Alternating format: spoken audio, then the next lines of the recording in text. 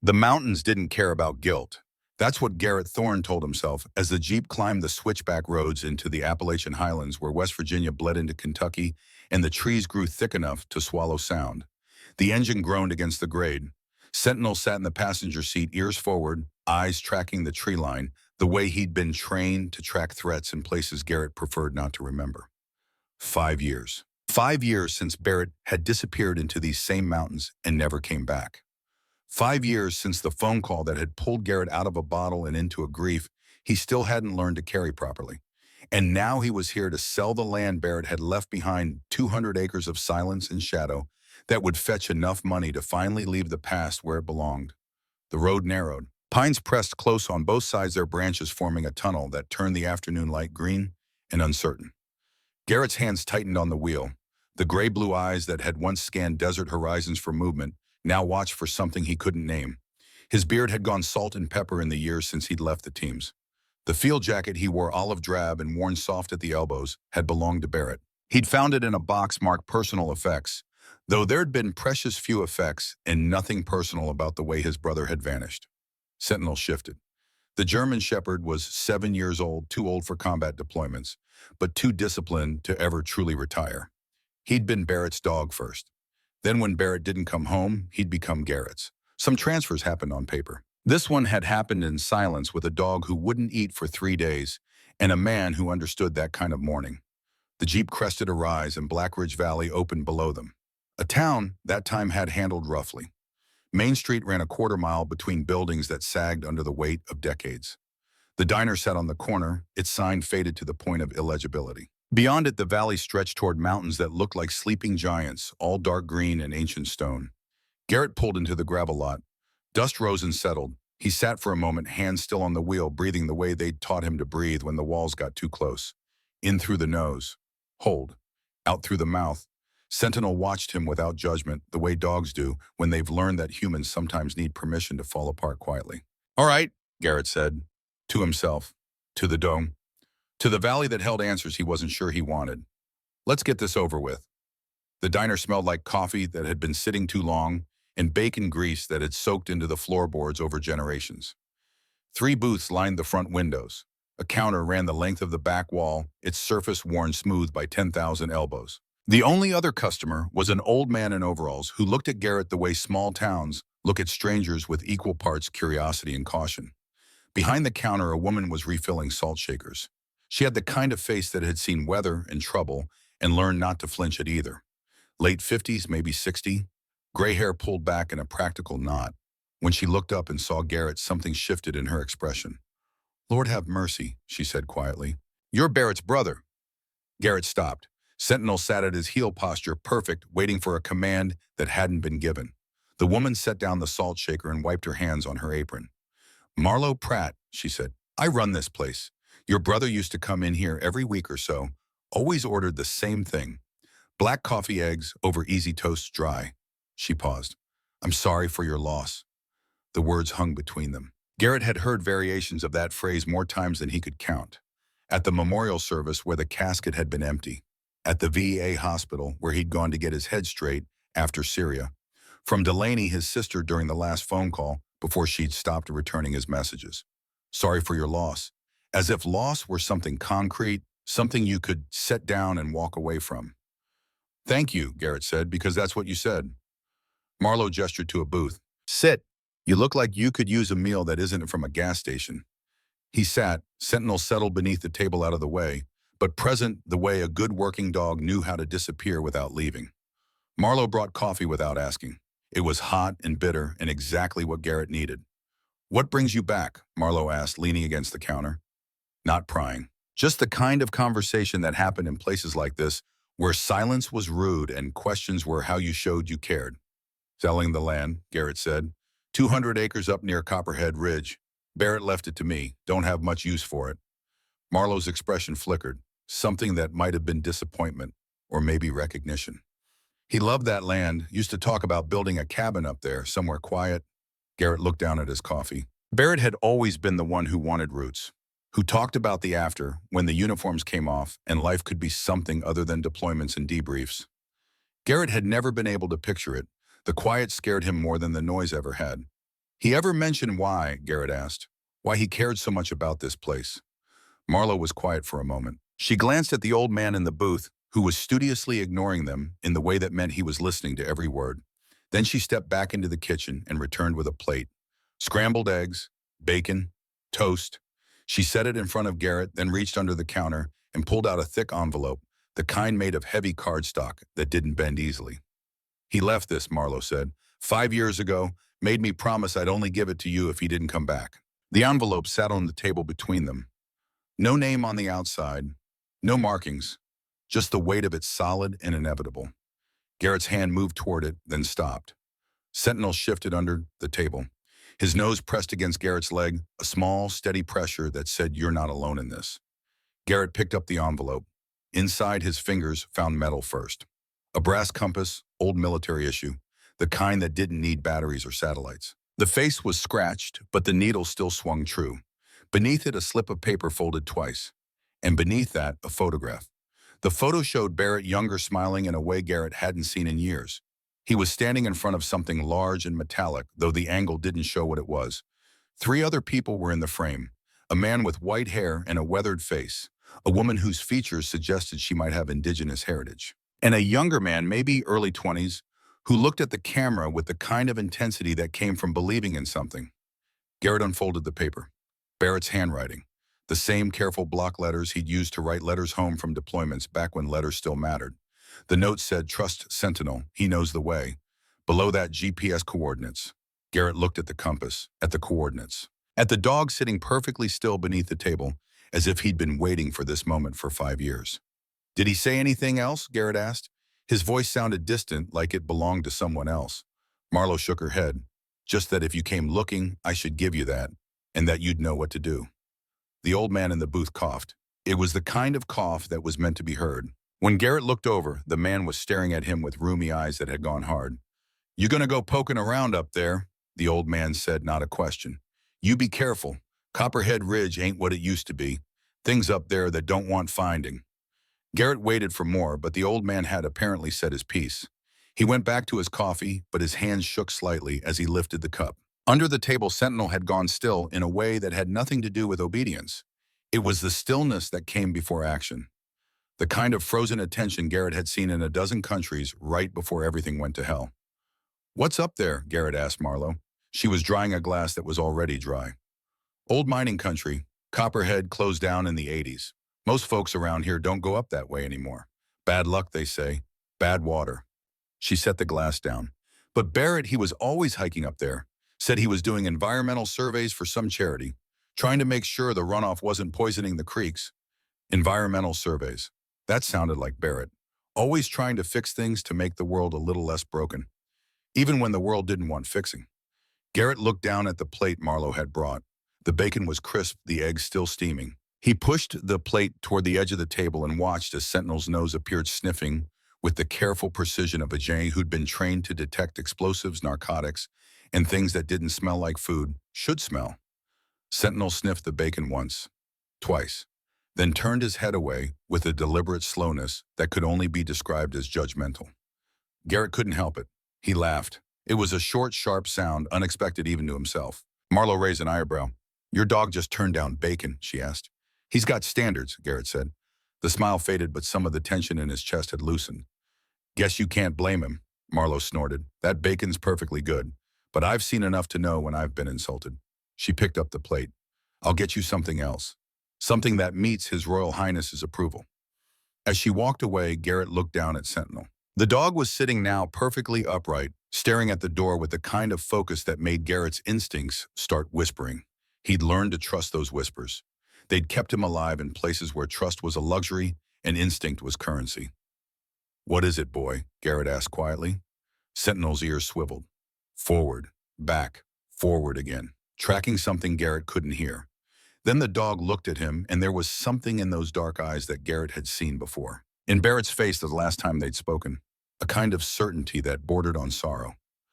Garrett stood. He left $20 on the table, more than enough to cover a meal he hadn't eaten.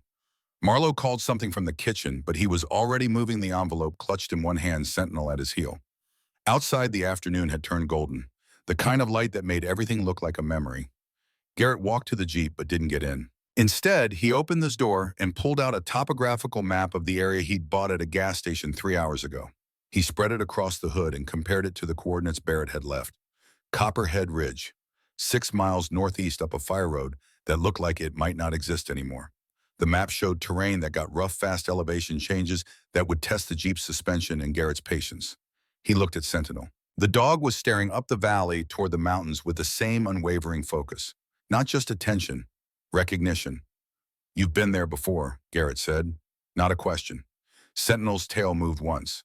A single controlled wag that was more confirmation than enthusiasm. Garrett folded the map. The compass felt heavy in his pocket, pulling him towards something he couldn't see yet, but could feel in the way the air had changed, the way the mountains seemed to lean in and listen. He'd come here to sell the land and leave, to finally close the door on a brother who'd chosen secrets over family, who'd disappeared into these hills and left nothing but questions and a dog who wouldn't forget. But standing there in the fading light with the weight of Barrett's last message in his hand and Sentinel's certainty pulling him forward, Garrett understood that some doors don't close just because you want them to. Some doors you have to walk through. "All right," he said quietly. To the dawn, to himself, to the ghost of his brother that lived in these mountains. "Let's see what you wanted me to find." The fire road was worse than the map suggested. What had once been gravel was now a suggestion of a path overgrown with weeds and rutted deep enough to test the Jeep's clearance. Garrett drove slowly, one hand on the wheel, the other resting on the doorframe as the vehicle pitched and rolled over terrain that had been reclaimed by the forest. Sentinel sat in the passenger seat, utterly still. His eyes tracked the tree line with methodical precision. Left, right, back to center. The way he'd been trained to scan for threats in environments where threats wore civilian clothes and carried cell phones instead of rifles. The GPS coordinates led them deeper into terrain that looked like it hadn't seen human presence in years. Pine and oak pressed close, their canopies so thick the sunlight came through in shattered fragments. The air smelled different here. Not just trees and earth, but something metallic underneath. Something that made the back of Garrett's throat taste like copper. 3 miles in the road ended. Not gradually but abruptly, as if someone had decided this was far enough and nature had agreed. Garrett killed the engine. The silence that rushed in was absolute. No birds, no insects. Just the tick of the cooling engine and the whisper of wind through branches that seemed reluctant to move. He checked the GPS unit mounted to the dash. The coordinates were still another 2 miles northeast, straight up a slope that would require boots and determination. Garrett gathered his gear with the automatic efficiency of someone who'd done this too many times. Water, first aid kit, knife. The small emergency beacon he carried everywhere, a habit from too many operations where extraction had been theoretical. Sentinel was already at the door, waiting with the infinite patience of a mom who understood that humans needed time to prepare for things dogs instinctively knew. They moved into the forest together. Garrett in front, picking his way through undergrowth that grabbed at his boots. Sentinel ranging slightly ahead and to the left, checking the ground with his nose, reading a story written in scent that Garrett would never be able to translate fully. The climb was steep. Garrett's legs burned with the familiar ache of elevation, gain his lungs working harder in the thin mountain air. Sweat soaked through the flannel shirt under his field jacket, but he didn't slow down. Barrett had wanted him to come here, had left coordinates and a compass and a dog who remembered. That meant something. Even if Garrett didn't know what yet. They'd been climbing for 40 minutes when Sentinel stopped. Not gradually, but in the space between one step and the next. The dog's entire body went rigid, ears forward, tail level with his spine. The posture Garrett had seen in a dozen countries, always seconds before contact. Garrett froze. His hand dropped instinctively to his pocket, fingers brushing the folding knife he carried more from habit than expectation. He scanned the forest ahead, looking for movement, for shapes that didn't belong, for the telltale signs of human presence. Nothing moved. The forest was still holding its breath. "What is it, boy?" Garrett whispered. Sentinel didn't look at him. The dog's gaze was locked on something ahead and slightly upslope through a break in the trees where the afternoon light cut through in a single shaft of gold. Garrett moved forward slowly. 1 step. 2. The forest opened into a small clearing where the trees had been pushed aside by something too large to be denied. And there, listing to one side like a ship run aground, was the fuselage of an aircraft. Garrett stopped breathing. The plane was a C-47 old military cargo, the kind that had been flying since before Vietnam. The fuselage was maybe 60 feet long, split nearly in half by what must have been a catastrophic impact. The nose section was buried deep in the hillside, crumpled accordion style against rock and earth. The tail section jutted out over empty space, suspended by twisted struts and the mercy of physics. Paint had blistered away in patches, showing raw aluminum beneath. But the metal wasn't rusted the way it should be after years of exposure. It was weathered but not destroyed. This plane hadn't been here long enough to be forgotten by the elements. Garrett circled slowly, his mind trying to process what he was seeing. There were no burn marks, no scorch patterns that would indicate fire. The impact had been violent but not explosive. A crash landing maybe, or something worse. He found the serial number on the tail section, half obscured by lichen, but still readable. N-8749. Garrett pulled out his phone, knowing there'd be no signal this deep in the mountains, but checking anyway. Nothing. The coordinates glowed on the screen, showing he was exactly where Barrett had wanted him to be. Sentinel approached the wreckage with careful steps, nose to the ground, processing information in a language Garrett couldn't speak. The dog moved along the fuselage, pausing at the split where the plane had broken. His ears flicked back once, then forward again. A small sound escaped his throat, not quite a whine, not quite a growl. Something in between. Concern, maybe. Or memory. Garrett climbed up to the opening. The metal was cold under his hands despite the afternoon sun. Inside, the cargo bay had been transformed by time and impact into something that looked more like a cave than an aircraft. Straps hung loose from the walls. Cargo netting lay in tangled piles. But there were other things, too. Things that suggested someone had been here alive after the crash. Food cans stacked neatly against one bulkhead. Empty but arranged with care labels long since faded. A fire scar on the metal floor, ash ground thin and spread by years of wind coming through the torn fuselage. Safety belts cut cleanly rather than torn, the edges still sharp where a blade had done its work. And on one wall, barely visible in the dim light, a handprint. Pressed into what might have been oil or grease, the kind of mark left by someone bracing themselves, trying to stand when standing was all that mattered. Garrett moved deeper into the wreck.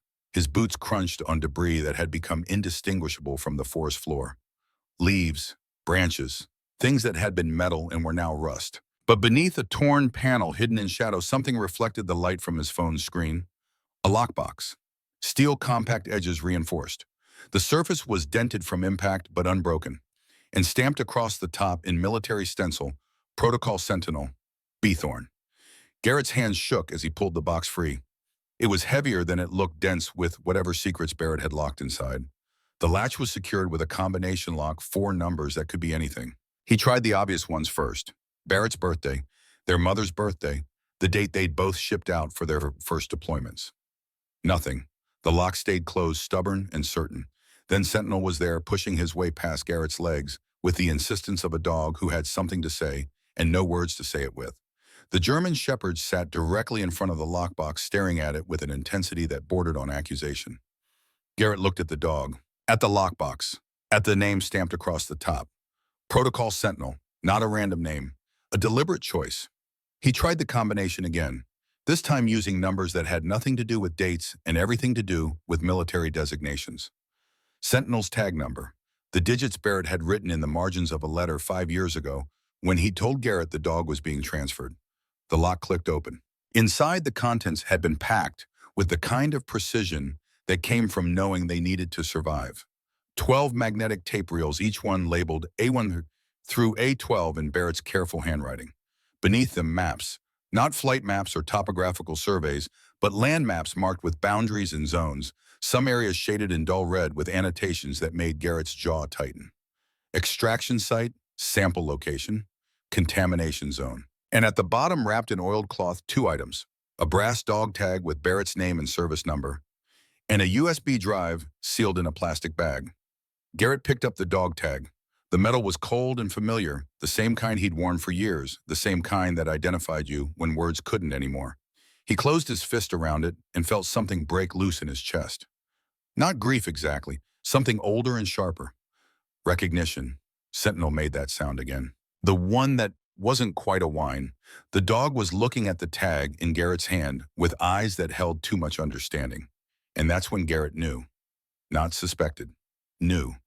You were here, Garrett said quietly. When it happened, you were with him. Sentinel's ears flattened slightly, not in submission, in acknowledgement. The dog moved closer and placed one paw on Garrett's knee, the same gesture he'd made in the Jeep. Comfort, connection, the weight of shared loss. Garrett pulled the dog close, pressing his forehead against Sentinel's breathing, in the smell of fur and earth and loyalty that didn't require explanations. For a moment, they stayed like that. A man and a deer in the belly of a broken plane mourning someone who'd left them both behind. Then Garrett pulled back. He wiped his face with the back of his hand and picked up the USB drive. There was a notebook beneath it, spiral-bound, the kind Barrett had always carried. Most of the pages were filled with observations, coordinates, water sample readings. Technical data that meant nothing to Garrett but had clearly meant everything to Barrett. The last page had only one line written in handwriting that had gone shaky toward the end. "They're coming. Garrett, if you find this, go to Brennan, Code Keeper." Garrett read it 3 times. The words didn't change. "They're coming." Present tense, even though Barrett had written this years ago. As if the threat was eternal. As if danger was a constant rather than an event. He gathered everything back into the lockbox except for the dog tag, which he slipped into his pocket next to the compass. The weight of both items settled against his chest, a reminder and a promise. Outside, the light had changed. Evening was coming on fast the way it did in the mountains, shadows pooling in the valleys and climbing the slopes like rising water. Garrett stood at the edge of the clearing, looking at the wreckage one last time. This wasn't an accident. The pieces fit together too deliberately. Barrett had flown into these mountains on purpose. Had crashed or landed or been forced down. Had survived long enough to hide this box, to leave coordinates, to trust that someday Garrett would come looking. And someone had known about it. They're coming. Not they came. Coming as if the threat hadn't ended with the crash. As if whatever Barrett had found was still worth killing for. Sentinel stood beside him, shoulder pressed against Garrett's leg. The dog was looking back down the mountain ears, tracking sounds Garrett couldn't hear. Alert, watchful. The way he'd been trained to be when the mission wasn't over yet. Garrett pulled out the note from Marlowe's envelope. Read the name again. Brennan, the Code Keeper. He didn't know who Brennan was. Didn't know what the code meant. But Barrett had left breadcrumbs, and Garrett had spent enough years following intelligence leads to know that breadcrumbs only worked if you followed them before someone else swept them away. "Come on," Garrett said, to the dog, to himself, to the decision he was making without fully understanding why. "We need to find Brennan." They descended as darkness closed in around them. Garrett used his phone's light sparingly, letting his eyes adjust to the dimness, trusting Sentinel to warn him if something ahead required attention. The forest had come alive with night sounds, small rustlings in the undergrowth, the distant call of an owl, the whisper of wind through branches that now seemed less reluctant to move. By the time they reached the jeep, full dark had settled over the mountains. Garrett loaded the lockbox into the back, covering it with a tarp more from habit than necessity. Nobody was out here. Nobody except whoever Barrett had been running from 5 years ago. He sat in the driver's seat but didn't start the engine. Sentinel had climbed into the passenger seat and was watching him with patient expectation, waiting for the human to figure out what the dog already knew. That this wasn't over. That it had barely begun. Garrett pulled out the brass tag and held it up to the dome light. Barrett's name, his service number. The raised letters caught the light and threw small shadows. On the back, worn, almost smooth but still legible, was an inscription. Not official, something Barrett had added himself. Some truths refused to stay buried. Garrett closed his fist around the tag and felt the edges bite into his palm. His brother had come to these mountains looking for truth, had found something worth dying for. And now Garrett was holding the evidence, sitting in a jeep in the middle of nowhere, with a dog who wouldn't let him walk away. He could still leave, could drive back down to the valley, meet with the real estate agent, tomorrow sign the papers, and take the money and never come back. That had been the plan. That had been what he'd told himself he wanted. But plans change when you found your brother's last message hidden in a plane that shouldn't exist. When you held evidence of something that made powerful people nervous enough to kill. When a dog looked at you with eyes that said, "You already know what you have to do." Garrett started the engine, but instead of heading back down the mountain, he pulled out his phone and opened the search function. The name Brennan didn't mean anything to him, but Barrett wouldn't have left it without reason. He typed Brennan, Blackridge Valley, West Virginia. The search took forever on the weak signal, the loading circles spinning and mocking patience. Then results populated. Most were irrelevant. A lawyer in Charleston, a dentist in Huntington. But one entry buried 3 pages deep caught his attention. Dr. Hollis Brennan, retired geologist, former USGS researcher, last known address in the Blackridge area. Garrett clicked through to an old news article from 15 years ago. Brennan had testified before a state environmental committee about contamination in former mining areas. The article showed a photo of a man with white hair and a weathered face standing in front of what looked like a mine entrance. The same face from the photograph Barrett had left in the envelope. Garrett zoomed in on the image. Behind Brennan, partially visible, was what looked like a young Barrett. Same build, same way of standing, like he was ready for something. The photo was dated 6 years ago, a year before Barrett disappeared. So Barrett had known Brennan, had worked with him, and whatever they'd been investigating had gotten Barrett killed and Brennan silent. Garrett put the Jeep in gear and started the long drive back to town. Sentinel sat perfectly still beside him, eyes reflecting the dashboard lights. The lockbox rattled softly in the back, full of secrets that had cost his brother everything. The mountains watched them go, ancient and patient, knowing what they knew, keeping what they kept, waiting to see if this story would end differently than the last one. In Garrett's pocket, the brass tag and compass pressed against his chest with the weight of unfinished business. And for the first time in 5 years, he felt something other than guilt, something sharper and cleaner. Purpose. Barrett had trusted him with this, had left a trail only Garrett and Sentinel could follow. And whatever his brother had started, whatever truth he'd been chasing, Garrett was going to finish it. Even if it killed him, maybe especially then. The road unwound behind them, darkness and distance. And somewhere ahead, hidden in these mountains that refused to forget, was a man named Brennan, who had answers Garrett was going to find, no matter what it cost. Dawn came cold to the mountains. Garrett had spent the night in the Jeep parked on a fire road overlook where he could see anyone approaching from 3 directions. Old habits, the kind that kept you breathing when breathing was all that separated the living from the statistics. Sentinel had curled on the passenger seat nose to tail, but his ears had tracked every sound through the darkness. Neither of them had really slept. The address for Dr. Hollis Brennan led to a dirt road that split off from the main valley road, climbing toward the tree line where the pines grew sparse and stubborn. Garrett followed it for 2 miles until the forest opened into a clearing that held a cabin. Not the weekend retreat kind, the kind built by someone who understood that walls were only as good as the foundation beneath them and the man who defended them. Logs chinked with mortar that had been maintained through seasons. A stone chimney rose from one end, smoke already threading into the morning air. Solar panels angled on the roof, catching the early light. And on the porch, sitting in a chair that had been positioned to command a view of the approach, was a man with white hair and a rifle across his knees. Garrett stopped the Jeep 50 yards out. Visible, non-threatening. He kept his hands on the wheel where they could be seen and waited. Sentinel sat up, attentive but calm. The dog's ears swiveled forward, processing the situation with the mechanical precision of a trained operator. The man on the porch didn't move for a long moment. Then he stood, setting the rifle aside with deliberate care, and raised one hand. Not a wave. An acknowledgement. Permission to approach. Garrett drove forward slowly. When he cut the engine, the silence rushed in, broken only by the tick of cooling metal and the rustle of wind through high branches. He opened the door but didn't get out immediately, showing respect, showing he understood the protocol of approaching another man's sanctuary. "You can come up," the man called. His voice was rough, textured by decades of weather and words chosen carefully. "But the dog stays where I can see him." Garrett stepped out. Sentinel followed but remained at his side, not ranging, not investigating. Working posture. The kind of stillness that said this dog was a professional, and professionals didn't need to prove anything. Up close, Hollis Brennan looked older than the photograph suggested. 70 at least, maybe more. His face was carved by sun and wind into something that belonged more to the landscape than to civilization. But his eyes were sharp gray as winter stone, and they tracked Garrett with the kind of attention that came from knowing what to look for.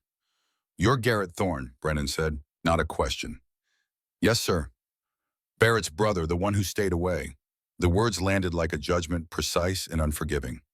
Garrett felt them settle in his chest next to all the other weights he carried. He didn't defend himself. Didn't explain about Syria, about the mission that went wrong, about coming home to find his wife dying of cancer, while he'd been halfway around the world making decisions that got good men killed. Some explanations only made things worse. "I found the plane," Garrett said instead. "Found the lockbox. Barrett left coordinates. Told me to find you. Said the code was keeper." Brennan's expression didn't change, but something shifted behind his eyes. Recognition, or maybe resignation. He picked up the rifle, not threatening, just relocating it inside the door. Then he gestured to a second chair on the porch. "Sit, we need to talk. And we need to do it before people start wondering why you're here." The interior of this cabin was exactly what Garrett expected. Maps covered one wall, geological surveys, and topographical charts marked with notations in careful handwriting.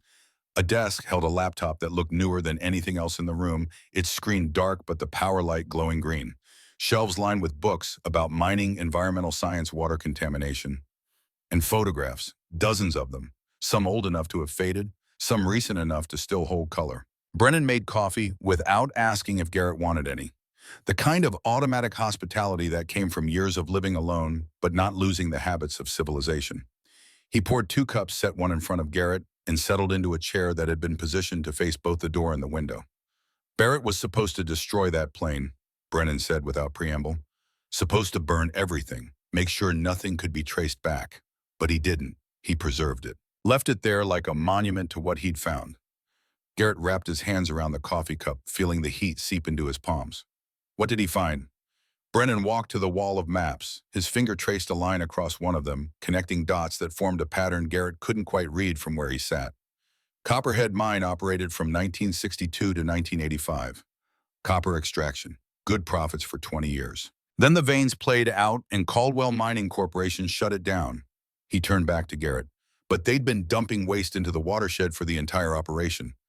Arsenic mercury cyanide, straight into the underground springs that feed every creek and well in this valley.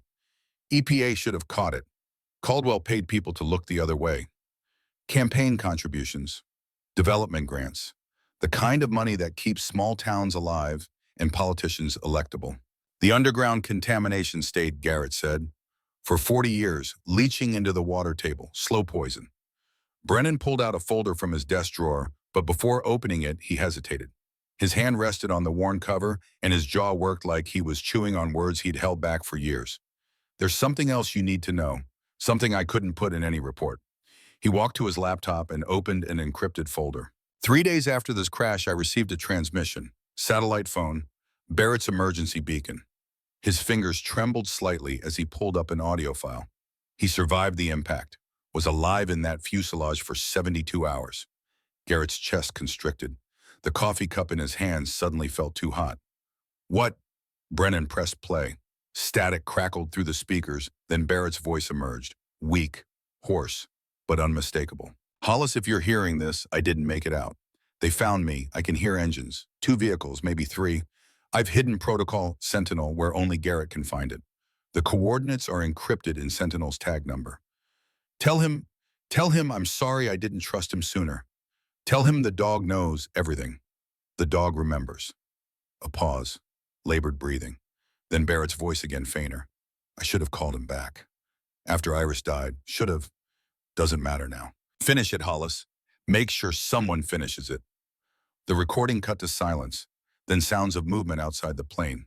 Shouting. Male voices barking orders. The metallic scrape of someone climbing into the fuselage. Barrett's sharp intake of breath. A single gunshot, startlingly loud. Then nothing but static. Garrett's hands had gone numb.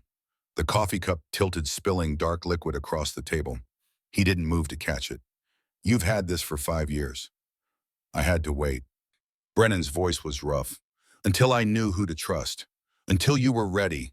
If I'd sent this to you back then when you were... He didn't finish. Didn't need to. They both knew what Garrett had been like 5 years ago. Drunk more days than sober. One bad decision away from eating his service weapon. Your brother didn't die in the crash, Brennan said quietly. He was executed. And whoever did it has been watching. Waiting to see if anyone would come looking. The weight of it settled like the air pressure before a storm. Barrett had been alive. Hurt alone, but alive. And Garrett had been drinking himself into oblivion 3 states away, telling himself there was nothing he could have done. Telling himself that some people were just unlucky, that accidents happened. But this wasn't an accident. Sentinel moved closer, pressing his full weight against Garrett's leg. The dog had heard Barrett's voice on that recording and hadn't reacted with excitement or confusion. Just recognition. And the kind of grief that animals carry in silence because they have no other way to carry it. We finished this, Garrett said. His voice sounded like gravel sliding down a mountainside. We finished what he started. Yes, Brennan agreed.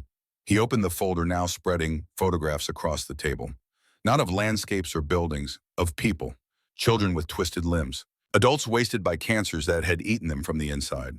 Graves marked with dates that clustered around certain years, certain areas, certain water sources. Barrett figured it out in 2014. Brennan continued falling into the rhythm of briefing of presenting intelligence. He was doing charity work, building wells for families whose old ones had run dry. Started noticing patterns. Too many people sick. Too many children with developmental issues. Too many graves in the cemetery that shouldn't be there yet. Garrett thought about the maps in the lockbox. The zones marked in red. Sample sites. Contamination areas. His brother, who'd survived combat zones and covert operations brought down by trying to help people dig clean wells. You started investigating together, Garrett said. I'd worked for USGS, had the background to understand what we were seeing.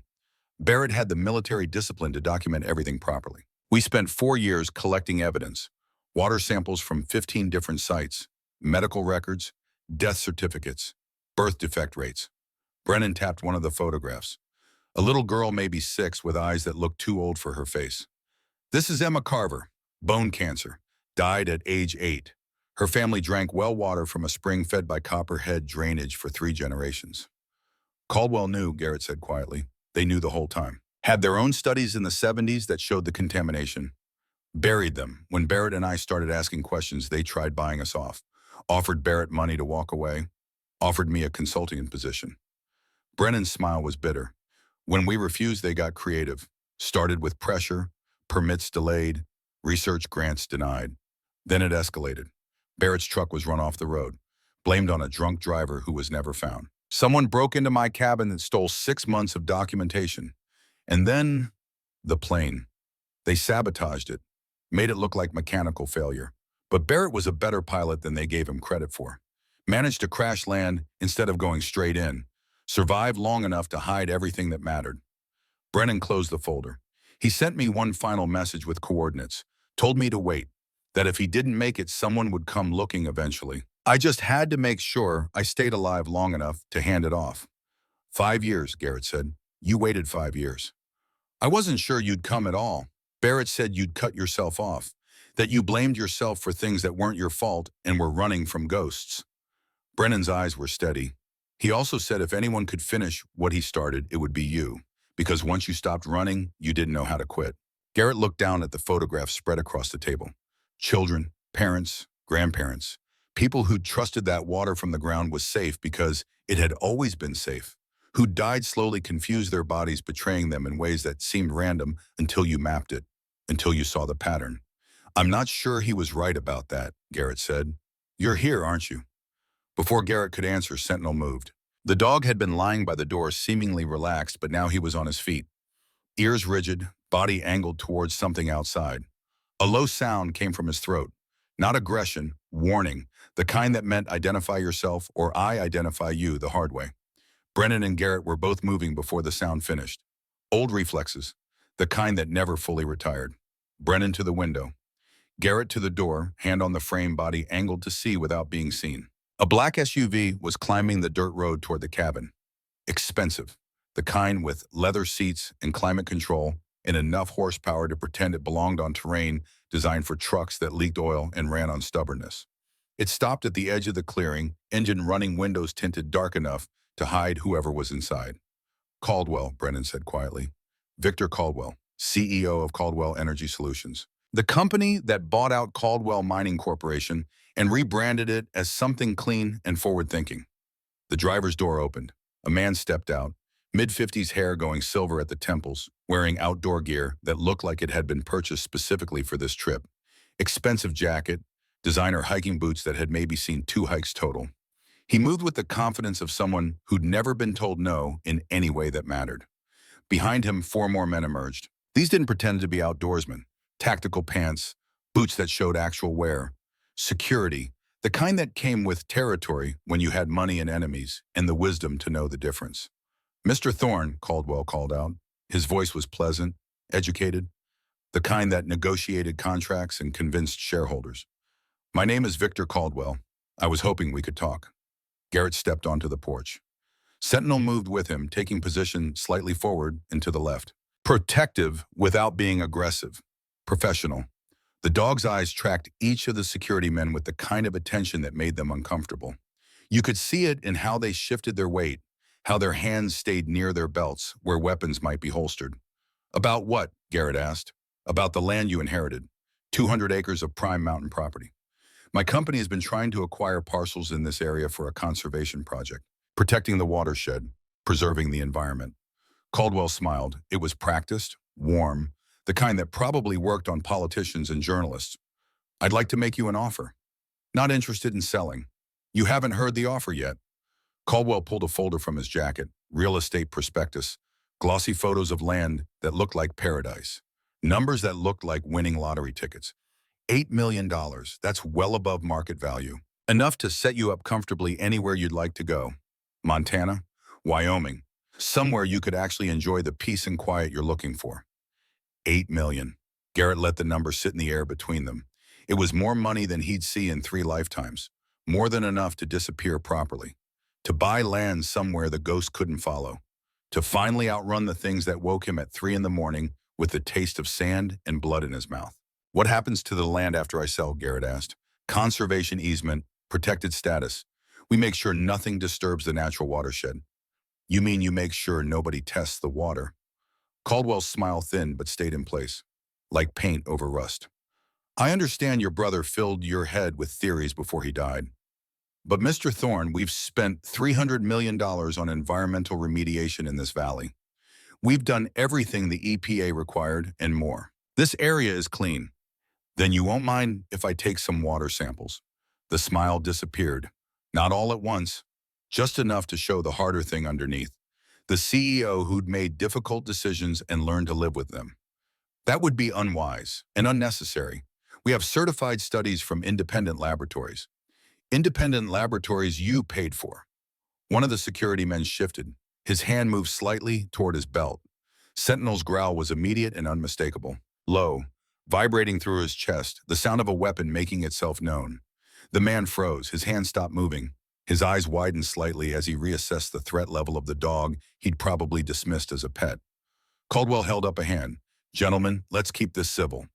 He looked at Garrett with an expression that might have been genuine regret. I'm trying to do the right thing here. For you, for this community. Your brother, God rest him, meant well. But he didn't understand the complexity of environmental management, the balance between economic development and ecological protection.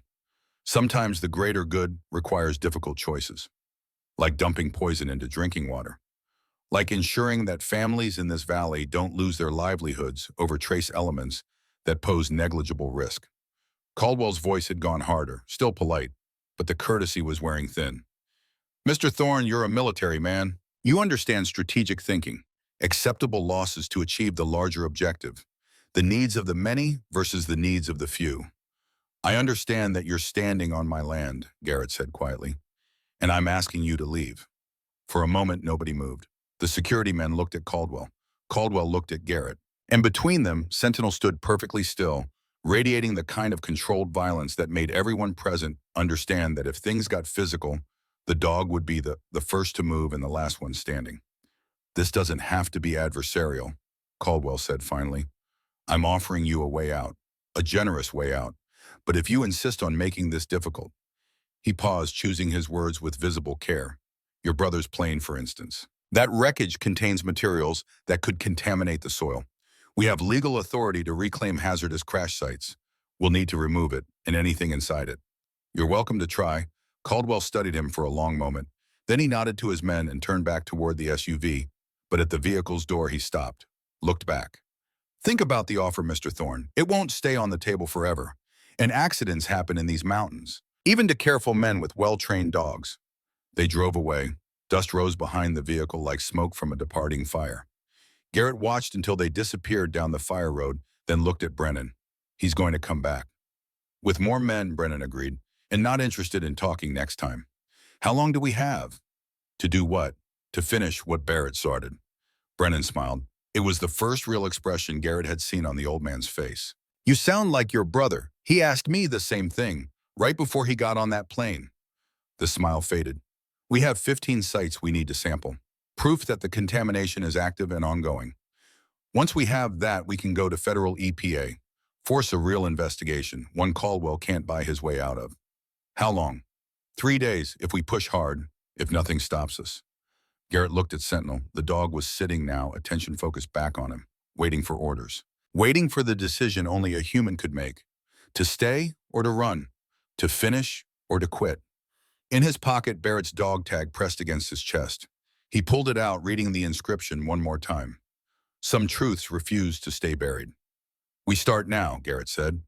The first site was a spring that bubbled up from limestone rock 3 miles south of Brennan's cabin.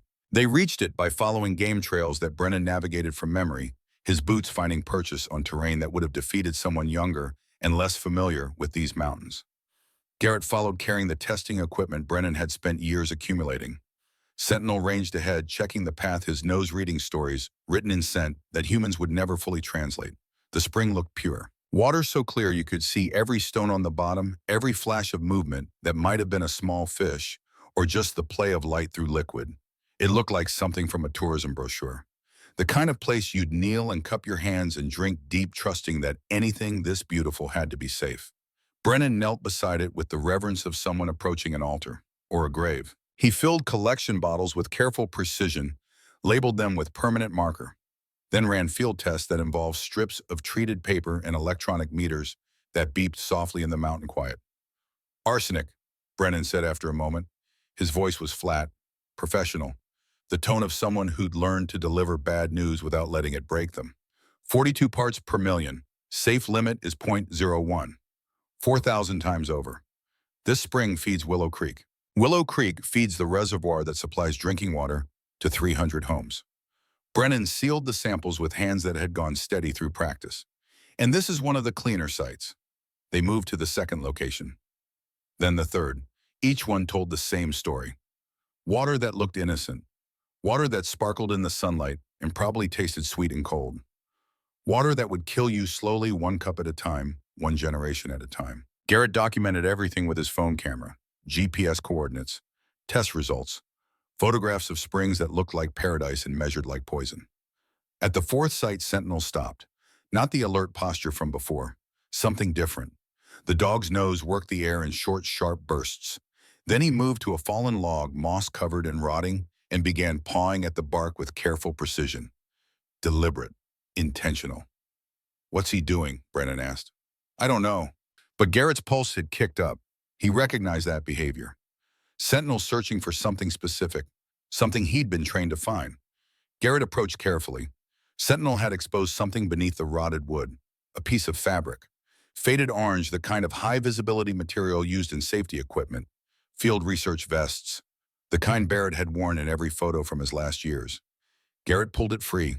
The vest was weathered but intact. The name tag was still attached, plastic cracked but legible. Barrett Thorne, and on the back, small and precise holes that hadn't come from wear or age or branches. Bullet holes, 2 of them, 9mm if Garrett's experience was worth anything. Jesus, Brennan whispered. Garrett turned the vest over in his hands, his fingers tracing the holes. Barrett had been here, at this site, collecting samples documenting contamination, and they'd caught up with him. He'd run. Made it to the plane. Tried to fly out. Almost made it. Sentinel sat down and looked at Garrett with those dark eyes that held too much knowledge for an animal. This was where it had happened. Not at the plane. Here. The execution had started here. Garrett folded the vest carefully and tucked it into his pack. Evidence. Proof of murder, not accident. The kind of thing that changed a case from environmental negligence to criminal conspiracy. The kind of thing that meant someone was going to prison if they could get this to people who couldn't be bought. We keep going, Garrett said. His voice sounded distant even to himself. They worked through the afternoon, pushing from site to site with mechanical efficiency. Sentinel led them to places Brennan had mapped, but never reached locations that the dog remembered, with the kind of certainty that came from repetition and training and walking these paths enough times that they'd become permanent routes in his mind. By the time they reached the 11th site, evening was threatening, and Garrett's legs were burning with accumulated elevation. His shoulders ached from carrying equipment.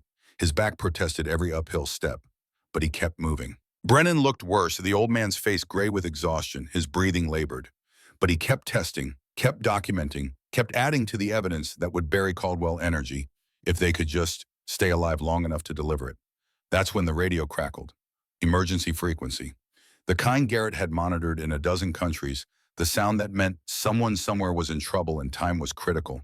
He'd been monitoring it since they'd started. Old habit from operations where intel came from, whoever was broadcasting, friendly or otherwise. All units, we have a missing child. 9-year-old boy last seen near Old Copperhead Mine restricted area. Family reports he was hiking with his father wandered off approximately 4 hours ago. Weather turning, temperature dropping. We need all available SAR personnel. Brennan and Garrett looked at each other. The mine was 2 miles east, wrong direction from where they needed to go.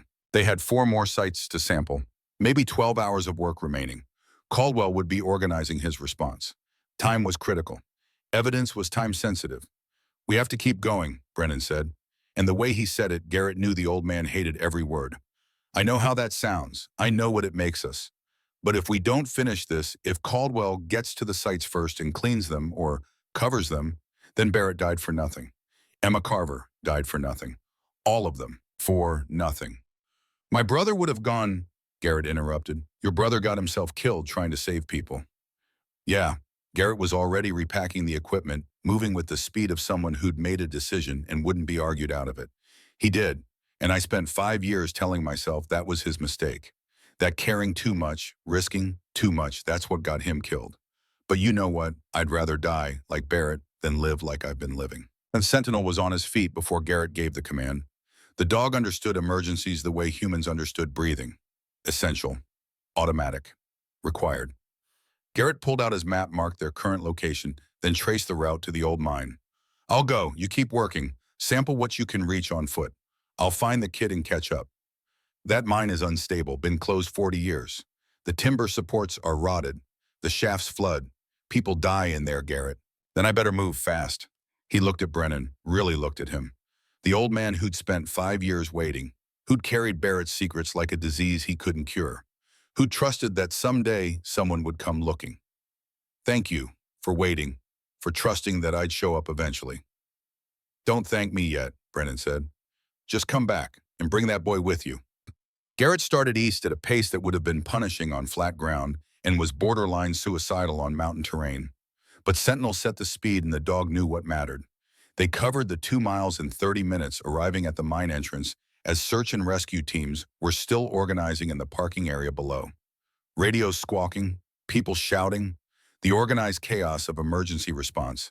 The mine gaped in the hillside like a mouth that had forgotten how to close. Timber supports sagged under decades of pressure. Warning signs had faded to the point of illegibility, their messages about danger and death reduced to ghosts of words. But there were fresh footprints in the dirt. Small, a child's shoe size, leading into darkness. Garrett didn't wait for permission or coordination or someone to tell him the smart play. He pulled a headlamp from his pack, checked that his phone was secure, and moved into the tunnel. Sentinel went first, nose down, following a scent trail that was 4 hours old, but still readable to a dog with his training and experience. The tunnel descended at a steep angle.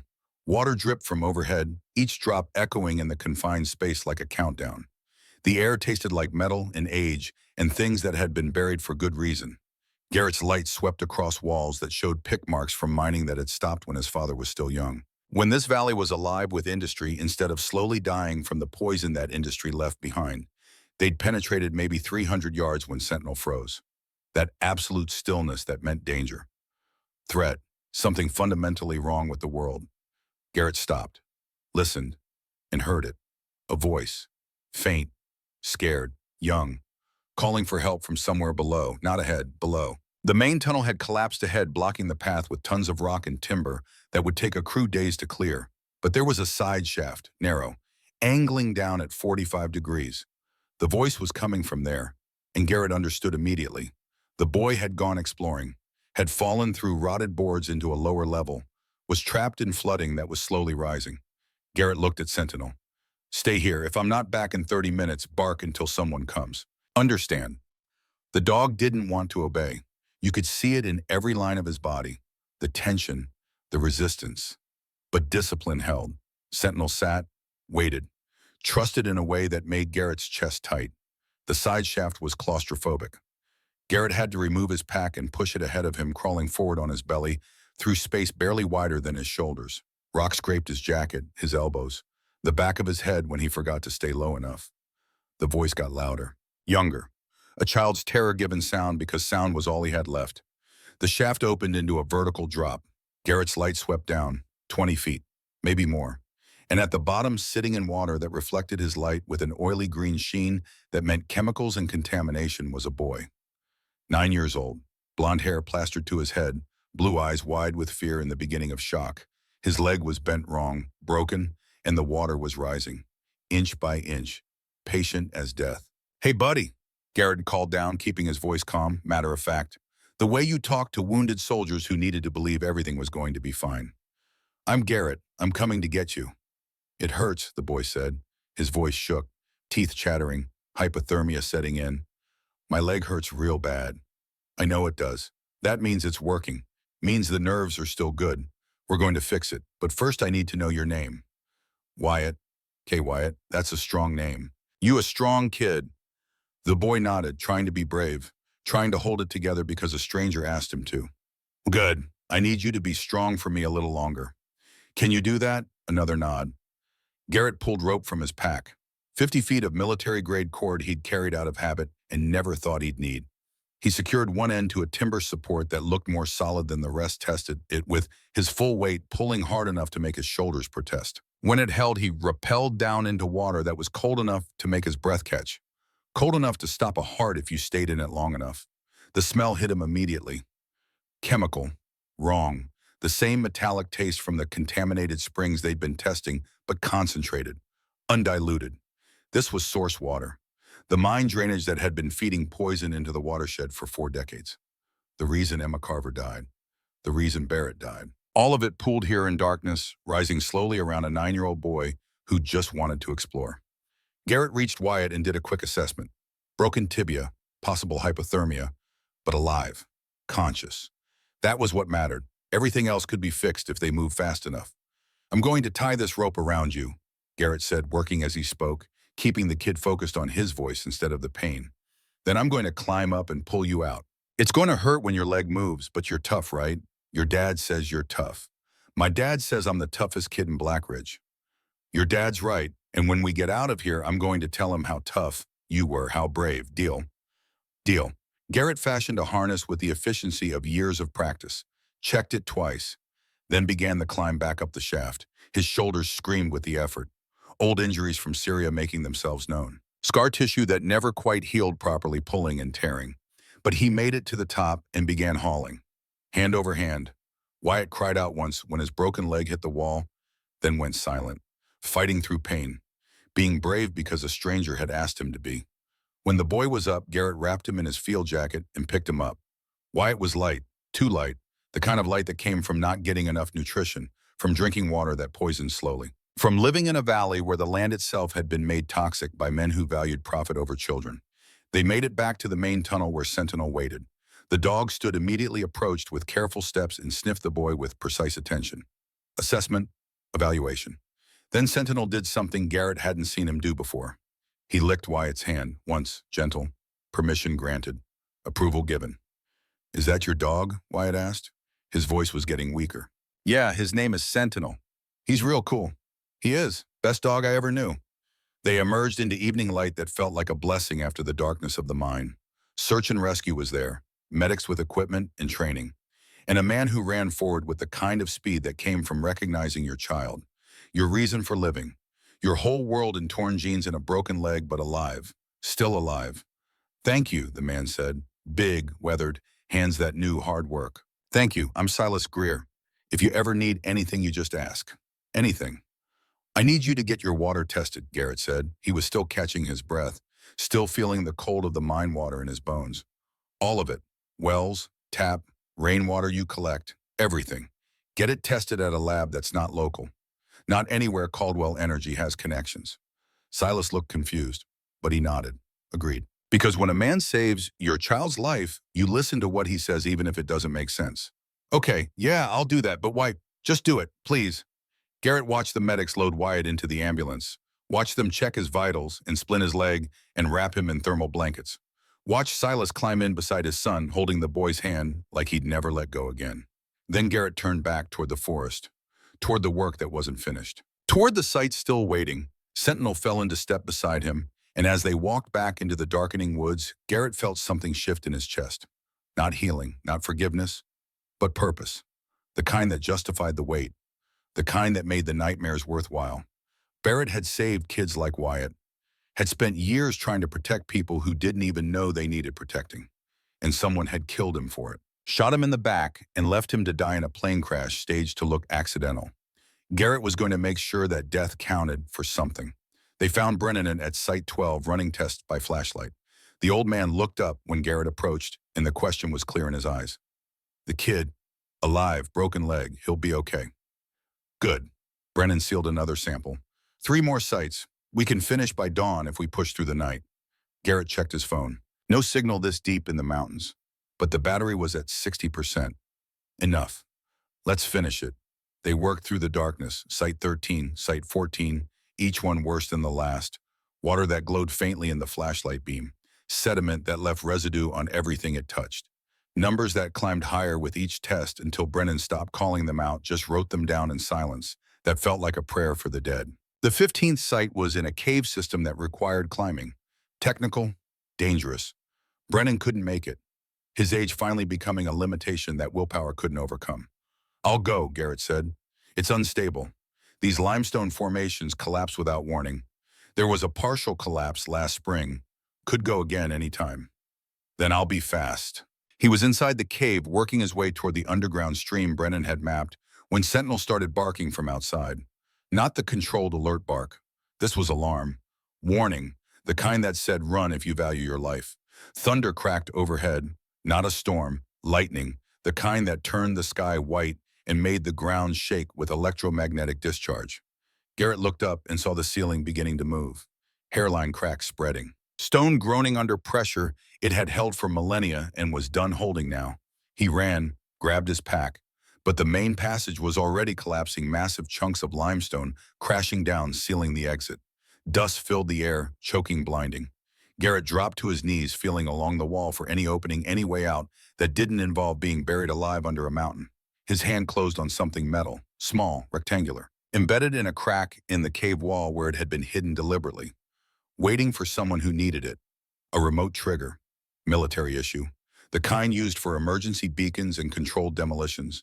And taped to it, protected by waterproof plastic, a note in Barrett's careful handwriting. If you're reading this, you followed Sentinel. Good. This trigger opens the secondary shaft. Trust the dog. He knows the way out. He's been here before. He remembers. B. Garrett's fingers found the button. Pressed it. Somewhere deep in the cave system, charges detonated with muffled thuds. Precisely placed. Opening a passage that had been deliberately sealed. Creating an exit that only someone with the trigger could access. Barrett had planned for this. Had prepared for the possibility that someone following his trail would need an escape route. Had trusted that Sentinel would remember. That the dog would lead whoever came after him to safety. Sentinel was there suddenly. In the cave. Coming toward him instead of running away. The dog's nose pressed against Garrett's hand, urgent, insistent. Then turned toward a narrow opening that hadn't existed seconds before. Fresh air flowed through it. Cool, clean, the smell of outside. Lead, Garrett commanded.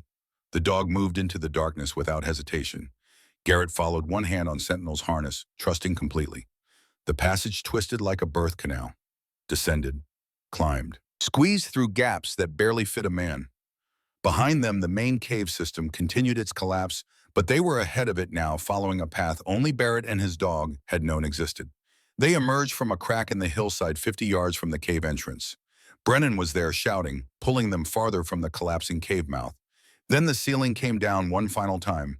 A stalactite the size of a man fell from overhead. Garrett saw it coming, started to move, but Sentinel was faster. The dog shouldered into Garrett's side, pushing, redirecting, taking the impact that would have caved in Garrett's skull. The stone caught Sentinel's left shoulder with a sound like a bat hitting meat.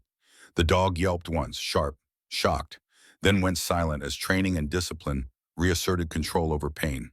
Garrett rolled, grabbed Sentinel, pulled him away from the secondary collapse. The dog wasn't moving right. His left front leg wouldn't take weight. Blood matted the fur along his shoulder, a gash where rock had torn through skin and possibly deeper. No, Garrett said. The word came out broken. No, no, no, not you. He gathered the dog carefully. Sentinel's eyes opened, focused on Garrett. The tail moved once, weak, but present, alive. I've got you, Garrett whispered. Rain had started falling, cold, clean. I've got you, boy. You're going to be okay. Brennan was there with the first aid kit, pressure bandage, clotting agent, working with the calm efficiency of someone who'd done field medicine before. The blood slowed, stopped. Sentinel's breathing steadied. The dog's eyes never left Garrett's face. "Vet," Brennan said. "Blackridge, 20 miles. We need to move now." They moved, Garrett carrying Sentinel despite the dog's weight, despite his own exhaustion, despite everything. Brennan led the way back to the cabin where the Jeep waited. Dawn was breaking as they loaded Sentinel into the back seat, Garrett's jacket cushioning him, Garrett's hand never leaving the contact point on the dog's neck where he could feel the pulse. Still beating, still fighting, still refusing to quit. The drive to Blackridge was the longest 20 miles of Garrett's life. Every bump jarred the dog. Every turn made Sentinel's breathing hitch. But those dark eyes stayed focused on Garrett, trusting the way Barrett had trusted him. The way everyone had trusted him before he'd learned that trust was just another word for the opportunity to fail people who deserved better. "Not this time," Garrett said, to himself, to whatever God might be listening. "Not you. I'm not losing you." The vet clinic was just opening when they arrived. The doctor took one look at Sentinel and led them straight to surgery. No questions, no paperwork, just action. Garrett stood in the waiting room, blood on his hands and jacket samples from 15 contaminated sites in Brennan's pack and the weight of every promise he'd ever broken sitting on his chest like that cave ceiling coming down. Brennan sat beside him, said nothing, because sometimes silence was the only appropriate response. Sometimes words just made things worse. 3 hours later, the vet emerged. "He's going to make it. Cracked ribs, shoulder contusion, deep laceration, but nothing permanent. He's tough, well-trained. He'll heal." Garrett exhaled for what felt like the first time in days. "Can I see him?" 5 minutes. He needs rest more than anything right now. Sentinel was lying on a surgical table, bandaged, breathing slow and steady. His eyes opened when Garrett approached.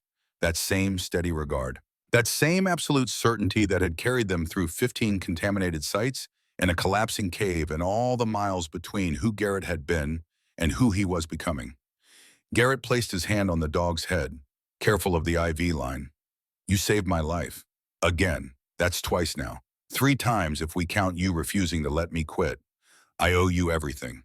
Sentinel's tail moved once. Message received. Debt acknowledged. Now rest. When Garrett walked back into the waiting room, Brennan was on his phone. He hung up and looked at Garrett with an expression that might have been satisfaction, or might have been relief, or might have been the beginning of hope. "Federal EPA, Brennan said. "They're sending investigators. Arrive in 48 hours. I sent them the preliminary data. They're taking it seriously, real investigation. Not one Caldwell can buy his way out of." Garrett looked back toward the surgery room where Sentinel was sleeping. Alive. Safe. Still fighting. "Barrett did it. We finished what he started." "Yeah," Brennan said quietly. "We did."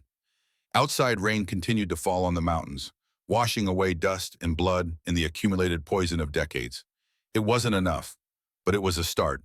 And sometimes that's all you got, a start, and the courage to see it through to the end. And a dog who wouldn't let you quit, even when quitting was the easier choice. Garrett sat back down, closed his eyes, and for the first time in 5 years, felt something close to peace. Not because the work was done, but because he'd finally stopped running long enough to stand for something that mattered. The mission wasn't over. It was just beginning. But this time he wasn't facing it alone. 48 hours turned into a countdown that measured itself in heartbeats and the slow tick of the wall clock in Dr. Brennan's cabin. Sentinel was recovering at the vet clinic, stubbornly insisting on standing every few hours despite the bandages and the pain medication that should have kept him drowsy. Garrett visited twice a day, sitting on the floor beside the recovery kennel, speaking in the low voice he'd once used to brief teams before operations went live. The dog listened with ears that swiveled to track every word, and if animals could understand intent without understanding language, Sentinel understood perfectly. They were going to finish this, together. The federal investigators arrived on a Wednesday morning when the mountain fog still clung to the valleys like smoke from old fires. 2 of them, Special Agent Rebecca Torres from EPA Criminal Investigation Division and Dr. Marcus Chen, environmental scientist with credentials that covered 2 pages. They drove a government sedan that looked out of place on roads designed for trucks and prayer. Brennan met them at his cabin with a kind of formal courtesy that masked deep suspicion. Garrett stood slightly behind, watching how they moved, how they looked at the evidence spread across Brennan's table. 15 sample bottles. Lab results printed on paper that Brennan had hand-carried from a testing facility 3 counties over. photographs of the contamination sites, and Barrett's vest with its neat punctures that told a story no accident report could explain. Agent Torres was early 40s, compact and efficient in the way that came from federal training and years of not taking anyone's word for anything. She picked up the vest and examined it with gloved hands, her face showing nothing but professional assessment. "These are bullet holes," she said. "Statement, not question." 9 millimeter, Garrett replied. 2 shots, close range. He was running when they hit him. "You're sure this belonged to your brother?" Garrett pointed to the name tag. "Barrett Thorne, Navy SEAL, died 5 years ago in what was ruled an accidental plane crash. Except his dog led me to this vest 3 miles from the crash site. And the plane itself contains evidence that he survived the impact and lived long enough to hide documentation of what he'd found." Dr. Chen was examining the water samples with the intense focus of someone who'd spent his career translating numbers into consequences. He ran portable tests comparing results against the documentation Brennan had prepared. His expression grew progressively grimmer. "These readings," Chen said, finally looking up at Brennan, "some of these are off the chart. Site 7, the spring near Willow Creek. Arsenic at 48 parts per million. That's not contamination. That's a toxic waste repository pretending to be groundwater. And it feeds the drinking supply for 300 homes," Brennan said. Agent Torres set down the vest. "Walk me through the timeline, everything, from the beginning." So they did. Brennan explained how Barrett had first noticed the patterns in 2014. Cancer clusters, birth defects, deaths that happened too young and too often. How they'd spent 4 years documenting, testing, building a case that couldn't be dismissed. How Caldwell Mining Corporation had become Caldwell Energy Solutions through a series of shell companies and strategic bankruptcies that protected assets while abandoning liability. Garrett described finding the plane, the lockbox, the maps and recordings that Barrett had preserved like a message in a bottle, trusting that eventually someone would read it. He pulled out his phone and showed them the photographs of the crash site, the interior of the fuselage, the equipment that had been used to collect evidence, even as Barrett's time ran out. "Victor Caldwell came to see me," Garrett said, "offered $8 million for the land, told me accidents happen in these mountains. That wasn't a negotiation, it was a threat." The Torres made notes with a precision that suggested every word would become part of an official record. "Did he specifically threaten you?" "He implied it, the way people with lawyers imply things. But one of his security team defected. Former Marine named Thaddeus Mercer, said his father died from the contamination. Said he'd testify if we needed him." "We'll need him," Torres said, "and we'll need access to that plane, everything in it. If what you're telling me is accurate, this isn't just environmental negligence. This is conspiracy to commit murder, obstruction of justice, and ongoing criminal endangerment of public health." Chen was already on his phone calling for additional teams, forensic specialists, hazmat crews, the kind of response that came when federal agencies decided to stop asking politely and start demanding answers. Outside, the sound of vehicles approaching made everyone look up. Not the sedan. Multiple trucks, heavy diesel engines that announced their presence long before they appeared through the trees. Garrett moved to the window. 4 vehicles, black, corporate logos on the doors, Caldwell Energy Solutions, and in the lead truck visible through the windshield, Victor Caldwell himself. "He's early," Brennan said quietly. "He's desperate," Torres replied. She was already on her radio calling for backup that would take 30 minutes to arrive from the nearest state police barracks. 30 minutes they might not have. Garrett checked his phone. No signal. Brennan's cabin was in a dead zone, which had probably been one of the reasons he'd chosen it. Privacy was protection until it became isolation. The truck stopped in a semicircle around the cabin. 12 men got out, all wearing Caldwell security uniforms, all moving with the coordinated efficiency of people who'd been briefed on a mission and understood their roles. Caldwell stepped out last, and this time there was no pretense of friendliness. His face was set in the kind of hard expression that came from making difficult decisions and learning to sleep despite them. "Federal agents," Torres called through the open door, "you're trespassing on an active investigation site. Leave now or face obstruction charges." Caldwell stopped 20 feet from the porch. "Special Agent Torres, Dr. Chen. I apologize for the interruption, but there's been a misunderstanding. The materials in question belong to Caldwell Energy under federal environmental remediation contracts. We're here to secure them per our legal obligations. You have no authority here. I have a court order." Caldwell held up a folder, signed by Judge Harlan Moss this morning, authorizing immediate seizure of all materials related to former Caldwell Mining Corporation sites pending litigation review. Tora's expression didn't change, but Garrett saw her hand move to her service weapon. Not drawing, just ready. That order has no jurisdiction over a federal criminal investigation. Your investigation was opened 45 minutes ago based on unverified allegations. Our remediation contract has been in place for 8 years. Caldwell's voice remained calm, reasonable, the tone of someone explaining simple facts to people who were being deliberately obtuse. I understand the optics look bad, but we've spent $300 million cleaning up legacy contamination from operations that predated modern environmental regulations. If there are still issues, we'll address them through proper channels, with proper oversight. By burying the evidence, Garrett said from the doorway. Caldwell's eyes shifted to him. Mr. Thorne, I truly am sorry about your brother. He was passionate, committed, but passion without perspective leads to tragedy. Barrett couldn't accept that sometimes you have to balance competing interests, environmental purity versus economic reality, individual cases versus community survival. He couldn't accept poisoning children. Neither can I. And for a moment, Caldwell's mask slipped. Not much, just enough to show the exhaustion underneath, the weight of carrying something that had gotten too heavy. My son died 8 years ago. Ethan, he was 22, leukemia that came out of nowhere and killed him in 6 months. The doctors never found a cause. Just bad luck, they said. Random mutation. He paused. Last year I found out he'd been drinking well water from a house we owned near Copperhead Ridge, where he'd gone to get away from the city, to find some peace. The silence that followed felt like gravity increasing. Garrett understood immediately. Caldwell hadn't been covering up the contamination despite knowing it existed. He'd been covering it up while not knowing. And now he did know, and that knowledge was eating him alive. So you have a choice, Garrett said quietly. You can keep protecting the lie, keep paying off judges and buying silence, or you can let it end. If I let it end, 3,000 people lose their jobs. Caldwell Energy is the largest employer in 5 counties. We go down, this entire region becomes another Appalachian ghost story. Abandoned houses, broken families, the kind of poverty that kills slower than cancer, but just as certainly. Caldwell's voice had gone rough. So yes, I'm choosing economic survival over perfect environmental justice. Because someone has to make the hard calls. Someone has to decide what we can live with. Your son couldn't live with it, Garrett said. Caldwell flinched. It was small, but visible. No, he couldn't. One of the security men shifted. Not Thaddeus. A different one. Younger. And his hand wasn't near his belt anymore. It was on his weapon. Drawing. The kind of movement that came from nerves and poor judgment and situations spiraling out of control. Everything happened in the space between heartbeats. Torres drawing her service weapon. Chen dropping behind the table.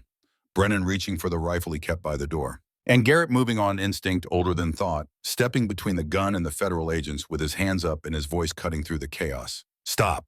The single word carried the authority of someone who'd spent years commanding men in situations where one mistake meant everyone died. The security man froze, weapon half drawn. Torres had her gun trained on him. 12 other men reaching for their own weapons in a cascade of terrible decisions that would end with somebody bleeding on Brennan's porch. Nobody needs to die today, Garrett said. Not for this. Get out of the way, Mr. Thorne, Torres said. Her voice was steady but tight. No, that's an order. I don't take orders anymore. Garrett looked at the young security guard. What's your name? Davis. Davis, how old are you? 24. You got family around here. My mom, 2 sisters. They drink the water? Davis's eyes flickered. Yeah. Then you're pointing your gun at the wrong people. Garrett turned slightly, looking at Caldwell. Call them off, please.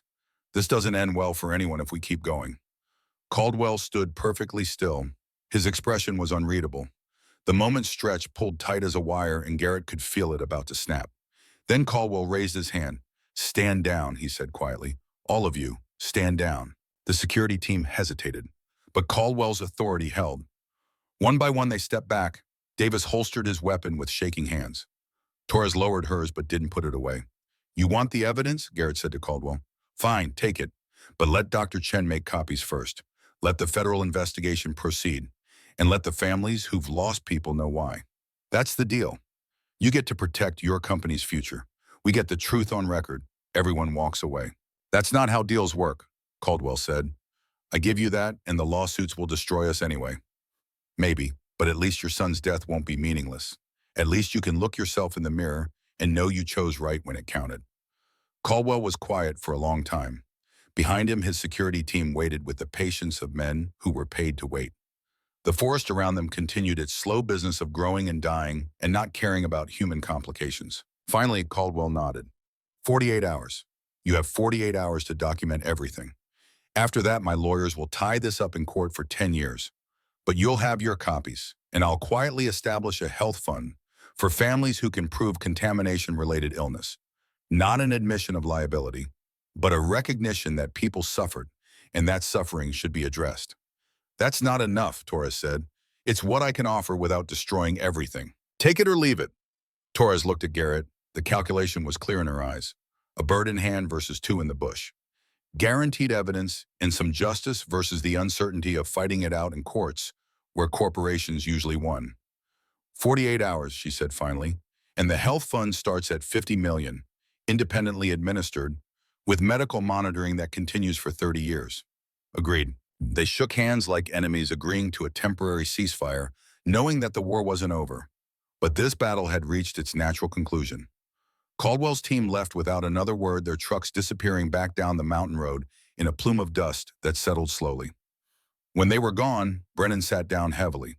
Did we just win or lose? Yes, Garrett said. The next 48 hours were a blur of documentation and evidence gathering. Chen brought in additional EPA scientists who descended on the contamination sites with equipment that made Brennan's field testing look like a child's chemistry set. They confirmed everything. The water was poison. The contamination was ongoing. The threat was real and present and had been killing people slowly for 40 years. Torres coordinated with the FBI to open a formal investigation into Barrett's death. The plane was photographed, documented, and eventually airlifted out on a helicopter that had to make 3 trips to carry all the evidence. The lockbox with its magnetic tapes and maps became Exhibit 1 in a case file that would probably outlive everyone involved. And through it all, Garrett visited Sentinel at the vet clinic. The dog was walking now, slowly bandaged, but stubborn. On the second day when Garrett arrived, Sentinel was sitting by the kennel door with a look that clearly communicated he was done being hospitalized and would be leaving now. Thank you very much. He's clear to go, the vet said. Keep the bandages dry, no running for 2 weeks, and he needs pain medication twice a day.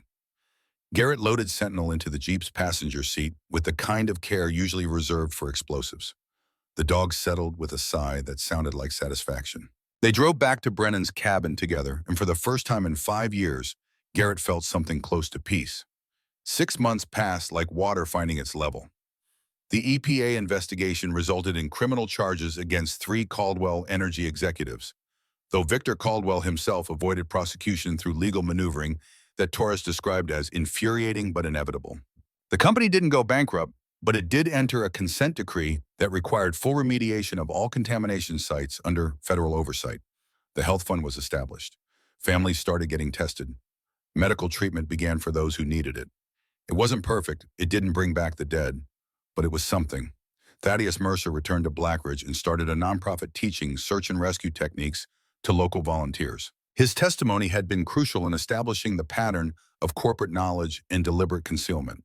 He told Garrett once over coffee in Marlowe's diner that his father would have been proud. Delaney showed up in month 4 driving a rental car and carrying a camera bag that looked like it weighed more than she did. Garrett's sister, 40 years old, dark hair starting to gray, eyes that looked like their mother's. They hadn't spoken in 5 years, not since the funeral for their father that Garrett had missed because he'd been in a VA hospital trying to remember how to sleep without seeing faces that weren't there anymore. She found him at Barrett's land where he'd started clearing space for a building. Not a cabin, something bigger. You're staying, she said. Not a question. Yeah. Good. She took pictures of the land. Of Sentinel, who'd recovered fully except for a slight limp when the weather turned cold. Of Garrett, who'd grown a fuller beard and looked less like someone being haunted and more like someone who'd made peace with his ghosts. I'm writing a book, Delaney said, about Barrett, about what he found, about what it cost him. I'll need your help. Okay. Just like that. Okay. You were right to be angry, Garrett said. I wasn't there for Barrett's memorial, for Dad's funeral, for you. I was too busy being broken to notice anyone else needed fixing. Delaney was quiet for a moment. Then she punched his arm, hard enough to make him wince. Yeah, you were an asshole. Don't do it again. I won't. They sat together on a fallen log, looking at the valley spread below them.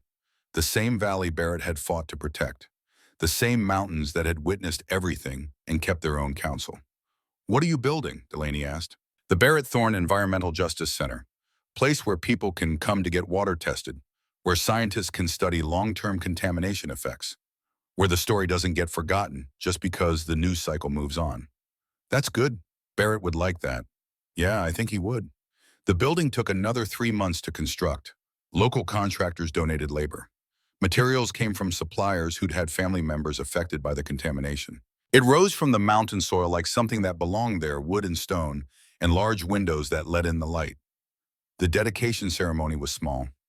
50 people, maybe 60. Families who'd lost members to cancers that now had explanations. Students from the local college who wanted to study environmental science. State officials who'd been embarrassed by the scandal and were determined to do better going forward. Brennan gave a speech about Barrett's dedication and courage, about how one man with enough conviction could change the trajectory of an entire region. He was 81 now, frailer but still standing straight when it mattered. Thaddeus spoke about his father and the other miners who'd spent their lives extracting wealth from the earth, while the earth slowly poisoned them in return. His voice broke once, but he finished strong. And Garrett, who hadn't planned to speak, found himself standing at the podium with Sentinel at his side, and words coming that he hadn't known he needed to say. "My brother was better than me in most ways. Braver, more certain about what mattered. He saw injustice and couldn't look away. I spent years trying to look away from everything, including him. And by the time I stopped running, he was gone." He paused, feeling the weight of attention. These people had lost more than he had suffered more, had better reasons to be angry. But they were listening with the kind of generosity that came from understanding that pain was pain and judgment didn't make anyone whole. "But Barrett left something behind," Garrett continued. "Not just evidence, not just this building. He left a reminder that the truth matters even when it's inconvenient. That standing up counts even when you might fall down. And that loyalty, whether it's to people or principles or a stubborn dog who won't let you quit, is what separates us from the things we're afraid of becoming." He looked down at Sentinel. The dog was sitting in perfect posture, ears up, attention focused. Still working, still vigilant, still refusing to give up on the human he'd been assigned to protect. "This center is named for Barrett," Garrett said, "but it's built for everyone, for the people who were hurt, for the ones who are still healing, and for the next generation who deserve to inherit a world that's a little less poison than the one we got." The applause was modest but genuine. Garrett stepped down and immediately felt awkward, the way he always did when attention shifted his direction. But Delaney was there with a camera documenting everything, and Brennan clapped him on the shoulder with surprising strength. "Barrett would be proud," the old man said. "I hope so." And that evening, after everyone had left, Garrett walked the property with Sentinel. They followed the trail that wound through the trees past the spring that had been Site 7, which now ran clean after 3 months of aggressive remediation. The water was tested weekly. The numbers continued to improve. Slowly, but improving. They stopped at a spot where the trees opened to show the valley below. Lights were beginning to appear in the small town. Marlowe's Diner, the vet clinic. Houses where families were starting to understand why grandparents had died young and children had struggled with illnesses that seemed to have no source. Understanding didn't fix everything, but it was a start. Garrett pulled out the brass dog tag he still carried. Barrett's name caught the last light of day. Some truths refused to stay buried.